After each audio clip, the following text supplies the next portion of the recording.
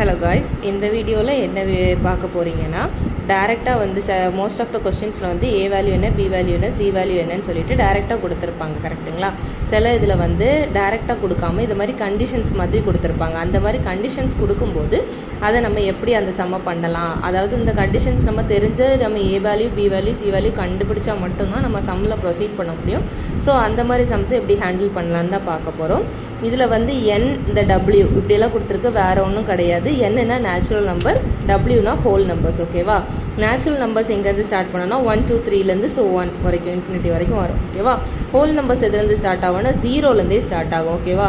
இதில் தான் நிறைய பேருக்கு கன்ஃபியூஷன் ஆகும். அப்போ இந்த 0 வந்து ஸ்டார்ட் ஆகுமா, 1லேருந்து ஸ்டார்ட் ஆகுமான்னு கன்ஃபியூஷன் ஆகாமல் இருக்கிறதுக்கு என்ன பண்ணலான்னா, ஹோல் நம்பரில் ஒரு ஓ இருக்குது, ஞாபகம் இருக்கா? அந்த ஓ வந்து 0ன்னு நினச்சிக்கோங்க. அப்போ ஹோல் நம்பர் வரும்போது 0லேருந்தே ஸ்டார்ட் ஆகும்.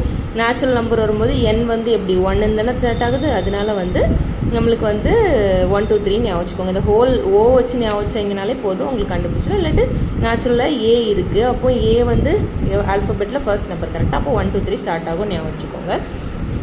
இது வந்து நம்ம அப்போ ஃபஸ்ட்டு ஸ்டார்டிங் நம்பர்ஸ் முடிவெடுத்தாச்சு. இப்போ இதில் என்ன கொடுத்துருப்பாங்கன்னா, இந்த ஃபர்ஸ்ட் நம்பரை நம்ம எடுக்கணுமா வேண்டாமான்னு தான் நிறைய பேருக்கு கன்ஃபியூஷன்ஸ் வரும். கரெக்டாக?